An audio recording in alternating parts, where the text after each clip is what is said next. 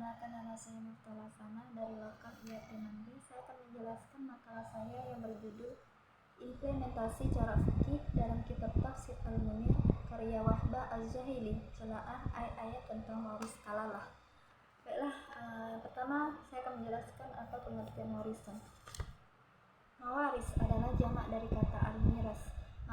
Maka dimaksud dengan al-miras, demikian pula al-aris, al-waris, dan at-taris yang dimaknakan dengan maurus ialah harta peninggalan orang yang telah meninggal yang diwarisi oleh pewarisnya.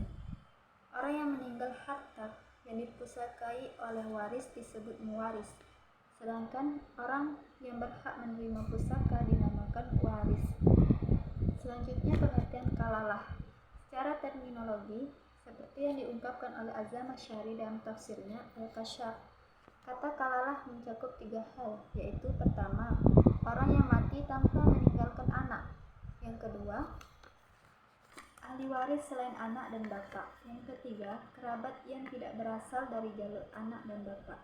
Kerabat demikian dinamakan kalalah karena pertaliannya dengan pewaris lemah atau tumpul, atau karena mereka mengelilingi pewaris dari tepian, bukan dari tengah, seperti ikat kepala yang melingkari tepian kepala sedangkan tengah-tengahnya kosong. Dalam pembahasan lain, arti kalalah telah dijelaskan oleh Allah dalam surah An-Nisa ayat 176, yaitu jika seseorang mati dengan tidak ada baginya walad. Sehingga definisi itu baru jelas jika telah diketahui maksud walad. Dalam surah An-Nisa ayat 12 dijumpai bentuk jamak dari kata walad, yaitu aulad. Dan di sana tegas dinyatakan bahwa aulad itu mungkin anak laki-laki, mungkin anak perempuan, mungkin bergandengan kedua jenis anak-anak itu, dan mungkin pula tidak. Seperti dalam kalimat fa'in kunna nisa'an, maka teranglah bahwa arti walad setiap macam anak, boleh laki-laki, boleh perempuan, sehingga arti kalalah dalam surah An-Nisa ayat 12 dan 176 ialah keadaan seseorang yang mati dengan tidak ada baginya anak, baik laki-laki maupun perempuan. Selanjutnya penafsiran ayat kalalah dalam surah An-Nisa ayat 12 yang artinya, dan bagimu suami-suami seperdua dari harta yang ditinggalkan oleh istri-istrimu jika mereka tidak mempunyai anak. Jika istrimu itu mempunyai anak, maka kamu mendapat 1/4 dari harta yang ditinggalkannya, sesudah dipenuhi wasiat yang mereka buat atau sudah dibayar hutangnya. Para istri memperoleh 1/4 harta yang kamu tinggalkan jika kamu tidak mempunyai anak.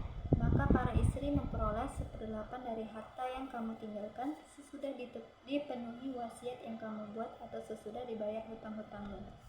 Jika seseorang mati, baik laki-laki maupun perempuan, yang tidak meninggalkan ayah dan tidak meninggalkan anak, tetapi mempunyai seorang saudara laki-laki atau saudara perempuan, maka bagi masing-masing dari kedua jenis saudara itu 1/4 harta.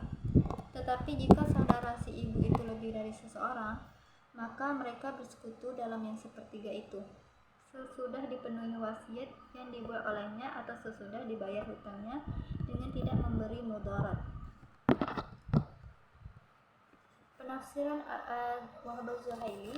Wahbah Az-Zuhaili mengungkapkan kalalah adalah diambil dari lafaz iklil yang berarti rangkaian bunga yang melingkupi kepala.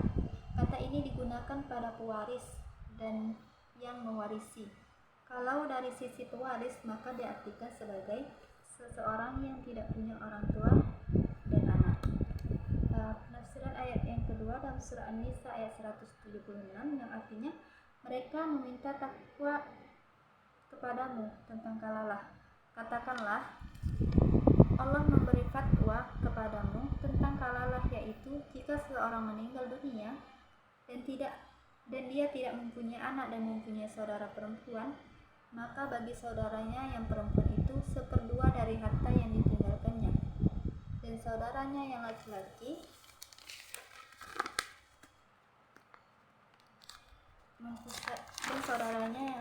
mempusakai seluruh harta dari saudara perempuannya itu. Jika tidak mempunyai anak, tetapi jika saudara perempuan itu ada 2 orang, maka bagi keduanya 2/3 dari harta yang ditinggalkan oleh yang meninggal. Dan jika mereka saudara laki-laki dari perempuan, maka bagian seorang saudara laki-laki sebanyak bagian 2 orang saudara perempuan. Allah menerangkan hukum ini kepadamu supaya kamu tidak sesat, dan Allah Maha mengetahui segala sesuatu. Menurut penafsiran Wahbah Zuhaili, seseorang meninggal tidak punya anak, tapi punya saudara perempuan kandung, maka ia dapat 1/2 dari bagian. Umar merasa kesulitan untuk memahami tentang hukum kalalah yang ia tulis dalam kitab sahihnya. 3 perkara yang Umar sukai dari baginda Rasulullah SAW, yakni selalu mengingatkan kepada kami 3 perkara itu yang termasuk dalam masalah waris, diantaranya masalah pembagian waris untuk kakek, masalah kalalah, dan masalah riba. Analisanya di sini, pendapat Wahbah mengenai kalalah adalah seorang yang meninggal dan tidak memiliki orang tua serta anak. Pendapat Wahbah mengenai kalalah di sini memiliki persamaan dengan ulama sebelumnya, yakni Syekh Ash'i Sinkiti dan Buya Hamka, yang mendefinisikan kalalah adalah suatu kondisi di mana seorang tidak lagi memiliki ayah dan ibu dan seterusnya, dan sahabat yang merupakan cabangnya, serta tidak pula mempunyai anak yang akan menerima pusakanya. Namun, Quraisyhat tidak sependapat dengan Wahbah dalam mendefinisikan kalalah, yakni seseorang yang meninggal tidak meninggalkan ayah serta tidak meninggalkan anak.